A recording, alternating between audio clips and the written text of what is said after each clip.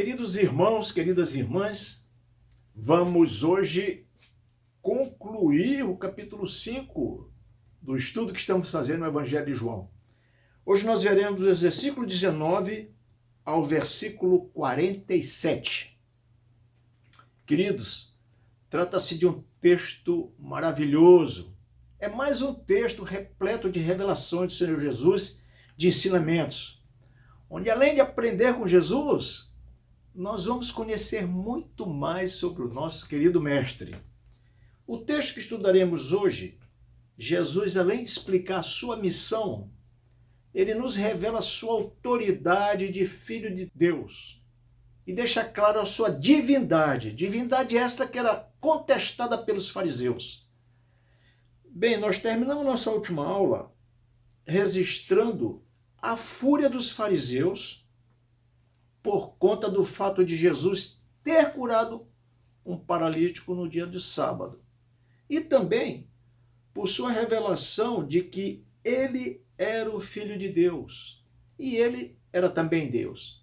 Isso foi tomado como uma blasfêmia para aquele grupo de religiosos legalistas que já perseguiam Jesus, e a partir dessa afirmação, diz aqui o versículo 18, eles queriam matar Jesus. Versículo 19 ao 23, Jesus faz 4 revelações importantes. Eu queria que você prestasse atenção. A primeira revelação que Jesus faz, e eu vou fazer as revelações em blocos, porque o capítulo é longo. Jesus, nessa primeira revelação, ele diz que escolhe a própria dele ser totalmente submisso ao Pai. Em outras palavras, Jesus está dizendo que o Pai é quem tem sua agenda ministerial. Ele está dizendo que não vai fazer nada que o Pai não autorize. E ele também diz que tudo que o Pai faz, ele faz. Assim como ele faz tudo que o Pai manda. Ele tem sua divindade, mas ele escolhe estar submisso ao Pai. A segunda observação, que está no versículo 20, Jesus revela que as obras da salvação são maiores do que as obras de cura. Que trazia curiosos e trazia multidões. E Jesus diz, olha, as obras da salvação são muito mais importantes, posto que gera nova vida, posto que te reconecta com Deus. E os milagres são milagres que nem sempre estão associados à salvação das pessoas. E Jesus diz também que na sua primeira vinda, ele vem como Salvador. Ele nos dá a entender isso. E na sua segunda vinda, ele virá como juiz. E para julgar, ele também diz, eu estou autorizado pelo Pai para fazer esse julgamento. A outra revelação que nós temos do Senhor Jesus, do versículo 19 a 23, ele diz, olha, o Filho não é inferior ao Pai. Assim, o Filho é digno do mesmo amor, do mesmo temor, da mesma adoração. Jesus dá um recado aos fariseus. Ele está dizendo assim, olha, negar a divindade do Filho é uma afronta ao Pai e ao Deus Filho. E aqui eu quero lembrar um texto de 1 João 12, 23, que diz que todo aquele que nega o Filho, esse não conhece o Pai, esse não tem o Pai. Eu queria chamar a sua atenção para o versículo 24, que traz uma revelação evangelística de grande importância. E ao meu ver, esse versículo 24 é um dos pontos altos desse texto, porque vai falar da salvação dos pecadores, da real possibilidade de termos vida eterna. E essa vida eterna, diz o texto, ela é concedida a todos que ouvem a palavra de Deus e obedecem. Ouvem a palavra, guardam, praticam. e ele vai dizer, olha, quem crer nisso, na minha palavra e guarda, essa pessoa terá salvação. É interessante como ele liga crer, obedecer e crer que ele procede do Pai, que ele vem do Pai, e aqui ele está revelando uma forma da gente obter a salvação. Aqui ele está revelando uma forma de obtermos a salvação. É uma revelação que eu suponho como a mais importante desse texto. Eu queria enfatizar também que a encarnação de Jesus, ela teve como principal objetivo dar vida, gerar nova criatura. Porque ele vem da vida. Paulo vai dizer isso em Efésios 2:1. Nós estávamos mortos em nossos delitos e pecados e ele nos deu vida. Nós vemos debaixo da ira de Deus, como já vimos em João, capítulo 3, versículo 36. E agora em Jesus, na encarnação de Jesus, do Filho de Deus, ele está nos dando a possibilidade real de estarmos livres da ira de Deus e livre de todo pecado, Romanos 6,14. Isso é uma revelação maravilhosa para nós que vivíamos afastados de Deus. Então há uma possibilidade real de uma reconexão com Deus. Então agora nós podemos entender o seguinte, que o versículo 24 é uma informação de salvação e o versículo 26 é um reforço ao versículo 24. Ele fala assim, assim como o Pai tem vida em si mesmo, também concedeu ao Filho ter vida em si mesmo. Então, você vê que, de fato, o versículo 26 é um complemento ao versículo 24, e a partir daí Jesus vai afirmar que ele é a ressurreição, que ele é a própria vida, que ele é a ressurreição e a vida. Ele é o único que pode gerar vida. Quando Jesus fala que ele gera vida, quando ele fala que ele é ressurreição, eu acho que ele está falando de duas ressurreições. Presta atenção. Ele diz que tem poder para ressuscitar do estado da morte espiritual. Como falou Efésios, estávamos mortos em nossos delitos e pecados, condenados ao inferno, mortos espirituais. Então ele gera vida em pessoas mortas espiritualmente. É o que ele está afirmando. Ele dá uma nova vida. Ele faz nova criatura. Aquela conversa que ele teve com Nicodemos, capítulo 3, versículo 3. Ou seja, ele ressuscita mortos espirituais. Isso pode ser conseguido agora. Isso é pleno. Você pode ser conseguido essa ressurreição espiritual hoje. Essa é uma informação muito interessante. Mas nem todos vão querer essa ressurreição. A segunda ressurreição que Jesus se refere é a ressurreição dos mortos físicos, aqueles que morreram e foram enterrados. Essa ressurreição vai acontecer na sua segunda vinda, junto com o julgamento, junto com o juízo final. Então, uns vão ressuscitar para a vida eterna, os que morreram crente no Senhor Jesus, e outros vão ressuscitar para a morte eterna, para a condenação eterna, aqueles que não creram no Senhor Jesus. Um fato maravilhoso que eu queria te chamar a atenção é que essa ressurreição da morte espiritual para a vida, como uma nova criatura, para uma nova vida eterna com Jesus, é uma ressurreição que você pode experimentar agora. Eu queria te chamar a atenção disso. Basta você crer no Evangelho.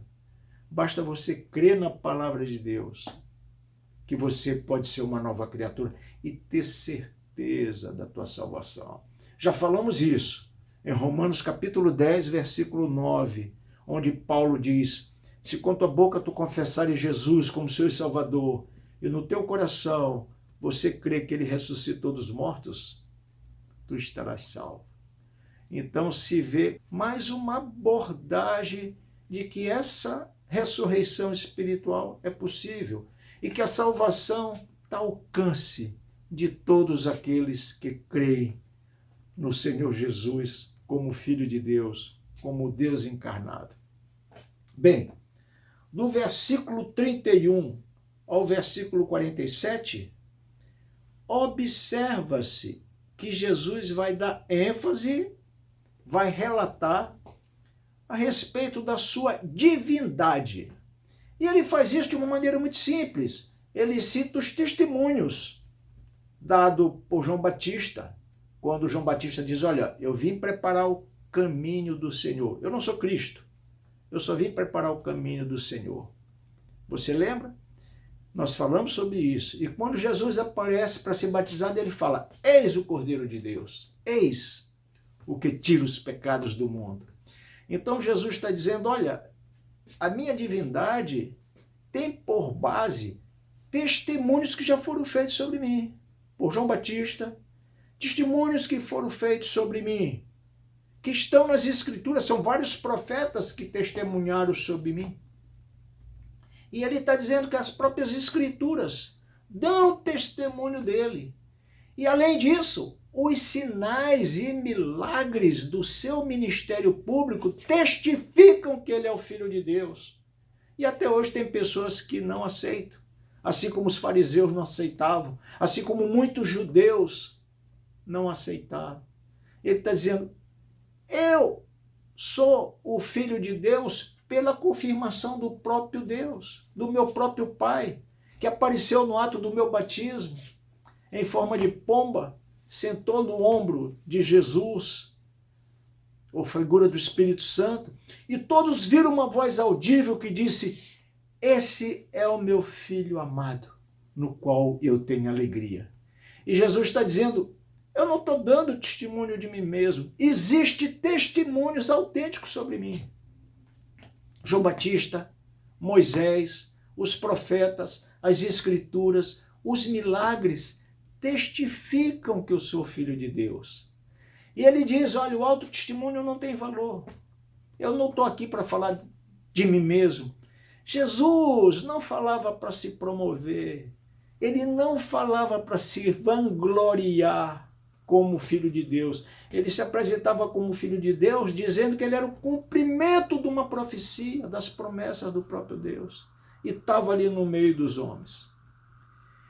E Jesus é enfático quando ele diz, olha, acreditar em Moisés e não acreditar nas minhas revelações comprovam que a palavra de Deus nunca esteve no coração de vocês. Ou seja, são crentes de fachadas e a gente vê isso até hoje. Era uma incredulidade muito mais moral do que uma incredulidade religiosa. E a forma veemente como Jesus fala no versículo 43 é importante, porque ele diz assim, olha, eu vim em nome do meu Pai e vocês não me receberam. Contudo, quando alguém vem no seu próprio nome, a esse certamente vocês recebem. Olha só que interessante. E a gente faz isso até hoje. Muita gente não recebe Jesus, mas recebe qualquer pastor que faz milagre, qualquer pastor que marca o dia de fazer milagre, e acreditamos. Mas na palavra genuína temos dificuldade de acreditar. E Jesus disse, olha, vocês que acreditam em Moisés, eu tenho uma revelação para fazer a vocês. Quem vai julgar vocês é o próprio Moisés. Porque agindo da forma que vocês estão agindo comigo, vocês estão provando que não creem em Moisés, não creem em mim e não creem em Deus. Vocês não estão dando crédito ao próprio testemunho de Moisés que revelou que eu viria. Então vocês pensam que creem em Moisés, mas na verdade é uma crença de fachada. E Jesus assim se impõe através da sua autoridade, da sua divindade e da sua missão salvífica. Ele se revela submisso ao Pai. Coisas que a igreja precisa observar, que muitos líderes precisam observar. Se submeter ao Pai, seguir os ditames de Deus, ser submisso totalmente ao nosso Deus. Precisamos sim hoje nos curvar às orientações de Deus, o nosso Pai.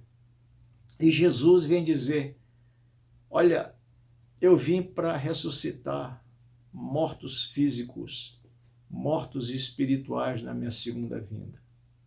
E, dentre outras coisas, Jesus nos brinda com essa maravilhosa revelação do versículo 24, onde ele diz que para ter a vida eterna basta crer naquele que me enviou. Esse não entrará em juízo e crer nos meus ensinamentos. Que tal a gente começar a crer na palavra de Jesus, no Evangelho de Jesus, que por graça e misericórdia nos deixou acesso à sua palavra, que é viva, que está aí até hoje. Eu espero que você tenha gostado dessa aula de hoje. Eu espero que você esteja gostando das nossas aulas. E eu estou procurando fazer de forma didática, de uma forma bem simples. E se eu deixar alguma dúvida, pode ser proposital para que você tire essas dúvidas conosco. Então convide alguém também para participar dessas aulas. Como eu tenho falado, use dessas aulas para você ganhar alguém para Jesus. Você pode escutar, melhorar e fazer um estudo bíblico na sua casa. Faça isso. Esse é o objetivo desse canal. Glorificar o nome de Deus através da proclamação da salvação do seu Filho Jesus. Uma salvação que, como vimos no versículo 24, está à disposição de qualquer um. Hoje você pode ressuscitar pessoas mortas espiritualmente.